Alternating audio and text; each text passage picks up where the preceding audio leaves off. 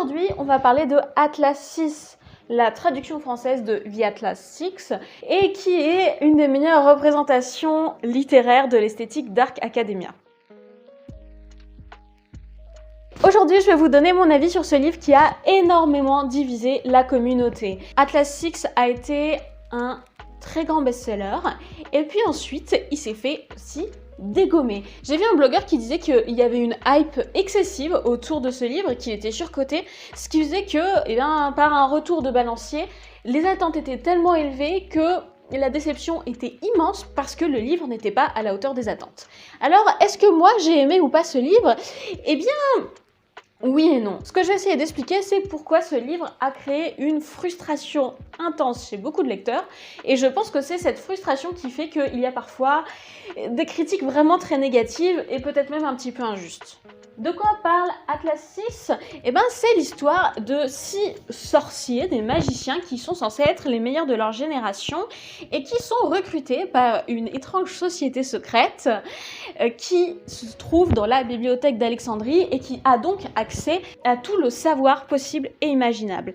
Ces 6 magiciens vont être formés pendant une première année et ensuite l'un d'entre eux va mourir. Et les 5 qui resteront pourront faire partie de la très puissante société secrète alexandrienne. Est-ce que ce pitch de base vous intéresse? Parce que moi, je l'ai trouvé vraiment très attirant. Et ça fait d'ailleurs partie des nombreuses qualités de ce roman. Parce que une des raisons pour lesquelles on est frustré, c'est que même s'il y a des choses qui nous déplaisent, il y en a aussi qui nous plaisent. J'ai donc fait une petite liste de tous les points positifs du livre, et il y en a pas mal. De fait, le pitch de base est très séduisant. Ce que j'ai trouvé aussi vraiment très réussi, c'était les personnages, à la fois leur personnalité et leurs relations. Ils étaient touchants, ils étaient crédibles, ils étaient attachants.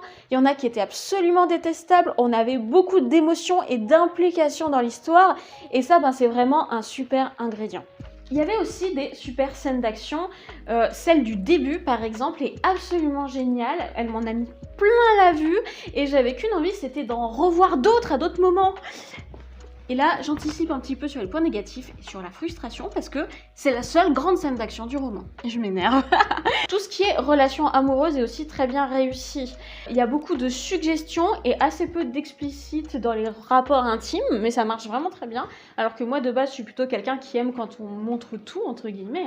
J'aime la romance pour adultes. Là, c'était pas le cas, c'était quand même très réussi. Et puis, j'ai trouvé que toutes ces romances, toutes ces histoires d'amour, elles étaient intéressantes, elles étaient séduisantes, elles étaient crédibles. Ça marchait très bien et ça a vraiment rajouté une dimension supplémentaire au livre que j'ai beaucoup aimé. Et en fait, cette lecture m'a vraiment beaucoup plu dans la première moitié du livre. J'étais super emballée, ultra enthousiaste, je me suis dit que ce serait peut-être ma lecture de l'année. Et c'est cet état d'esprit qui m'a ensuite amenée à être très frustrée dans la deuxième moitié du roman. Ce qui fait que maintenant, je vais vous faire la liste de tout ce qui ne va pas et vous allez voir qu'il y a pas mal de choses aussi, hélas. Le défaut, je pense, le plus évident, c'est tout le blabla philosophico-scientifique, le fait de balancer beaucoup de références culturelles qui sont pas toujours très accessibles.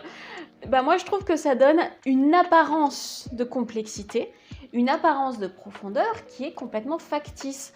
Et je veux pas faire la maline, mais moi, ces références culturelles, je les avais, j'arrivais à comprendre, je savais à quoi elles faisaient référence, et je voyais bien qu'il n'y avait rien derrière. Il n'y avait pas de profondeur réelle dans tout ce blabla. En fait, il y a beaucoup de passages dans lesquels les personnages vont faire des découvertes, discuter de savoir, et on va avoir des mélanges entre de la magie complètement fantaisiste, des références à la culture classique et antique, et puis des références à la science physique, à la métaphysique, etc. Et c'est sûr qu'il y a quelque chose d'assez séduisant dans ce mélange entre différentes cultures qu'on n'est pas habitué à voir mélanger, mais une fois qu'on a dépassé ça, c'est trop long, et surtout ça n'apporte rien, parce que les personnages partent dans des grandes spéculations, sauf que, à la fin ça parle de magie. Et même si on va se casser la tête sur plusieurs pages à essayer de comprendre où ils veulent en venir, on n'apprend rien. C'est pas réellement de la science, c'est pas réellement de la philo, ça parle de magie. Donc à quoi ça sert de nous mettre des trucs aussi compliqués si c'est en fait pour ne rien nous apprendre? Vous pourriez me dire peut-être que ça prépare une révélation. Et on en arrive à un autre gros problème, un manque de préparation. J'ai une vidéo en projet à ce sujet-là. Il y a une théorie quand on écrit sur le fait qu'on ne peut pas introduire des éléments importants sans les préparer. En anglais, on parle de setup, payoff. Donc, tout doit être préparé dans l'esprit du lecteur, tout doit être anticipé aussi dans l'intrigue. Et un des trucs vraiment dommages dans ce livre, c'est que la résolution finale n'est pas du tout préparée par le reste du récit. La promesse du début, c'était qu'il y aurait un affrontement épique entre les meilleurs sorciers de leur génération avec un mort à la clé. Et cette promesse, elle n'a pas été tenue. Et évidemment que quand on referme le livre, on est frustré parce que on s'attendait à quelque chose qu'on n'a pas pu lire. Et au contraire, on nous donne des révélations sur des personnages auxquels on s'était pas intéressé, sur lesquels on se posait pas de questions. Et franchement, on s'en fichait un peu. D'ailleurs, j'ai aussi été frustrée par le fait qu'il y a beaucoup de sous-intrigues qui sont ouvertes mais qui ne sont pas closes, autour du personnage de Dalton par exemple. Et je vois bien que le but c'est de clore ces sous-intrigues dans le deuxième tome, mais ça a participé à ma frustration. On me répond à des questions que je ne me suis pas posées, mais je me pose des questions auxquelles on ne me répond pas. Après, il y a quand même un défaut qui a été reproché au livre que je trouve vraiment très injuste, c'est le fait que les personnages soient pas des personnages avec une très forte moralité, qu'ils mentent, qu'ils se trompent, qu'ils se manipulent les uns les autres. Il y a des gens qui ont été déçus du personnage de Libby parce que ce n'était pas la fille parfaite qu'elle avait l'air d'être au début, mais moi franchement j'ai adoré, j'aime ce cynisme, le fait d'avoir des personnages un peu moralement ambivalents. Au contraire, ce que je pourrais reprocher au livre, c'est que peut-être le personnage vraiment détestable était trop unidimensionnel. J'aurais aimé qu'il ait la même ambivalence que les autres.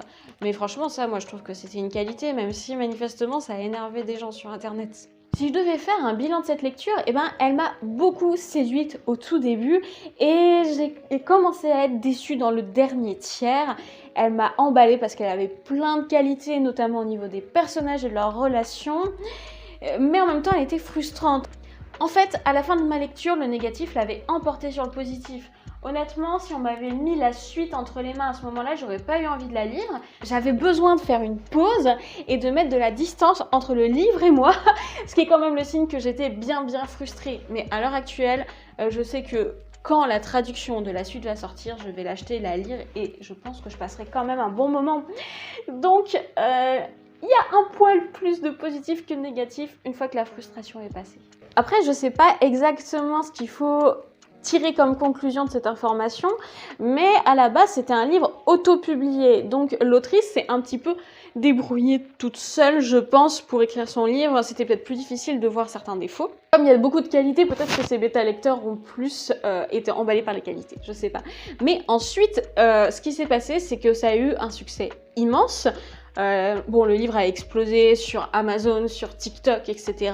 Il y a eu une guerre entre les éditeurs pour savoir qui allait pouvoir éditer ce livre et j'imagine que ça n'a pas non plus aidé ensuite à créer une relation totalement équilibrée entre l'auteur et les éditeurs et je suis pas certaine qu'il y ait eu tout le travail éditorial nécessaire. Après là c'est pure spéculation, attention. Mais je me dis que si elle avait envoyé son manuscrit aux éditeurs, peut-être que les défauts dont je parle, les éditeurs auraient eu plus la possibilité de les souligner, de lui demander de retravailler ces aspects-là. Je sais pas, mais ça permet de réfléchir. En fait, c'est intéressant parce qu'à la fois, on voit que le fait que ce soit un livre auto-édité, ça veut pas dire que c'est un mauvais livre. Au contraire, moi, j'ai beaucoup aimé, malgré tout. Ça a eu du succès. Mais en même temps, il y a peut-être un manque de recul chez les auteurs qui travaillent seuls. Mais c'est pas une question d'être auto-édité ou quoi, c'est une question d'être seul. Et de manière générale, de toute façon, le travail d'écriture, ça reste un travail solitaire. Bref, ça devrait nous faire réfléchir, mais pas sauter à des conclusions un petit peu hâtives et dévalorisantes sur l'auto-édition. Voilà, c'était à peu près tout ce que j'avais à dire sur ce point. Est-ce que vous avez lu Atlas Six ? Vous remarquez que j'ai quand même pas spoilé l'intrigue. C'est pour que ceux qui n'ont pas encore lu le livre et qui se posent des questions à ce sujet puissent regarder ma vidéo sans crainte. Et puis... mais j'espère quand même que je vais vous donner envie de le lire parce qu'il est quand même pas mal, on va pas se mentir. En fait, avec du recul surtout, je me dis que je l'ai aimé. Sur le coup, j'étais un peu déçue, mais quelques mois plus tard, je me dis non, c'était un bon livre, j'ai trop envie de lire la suite.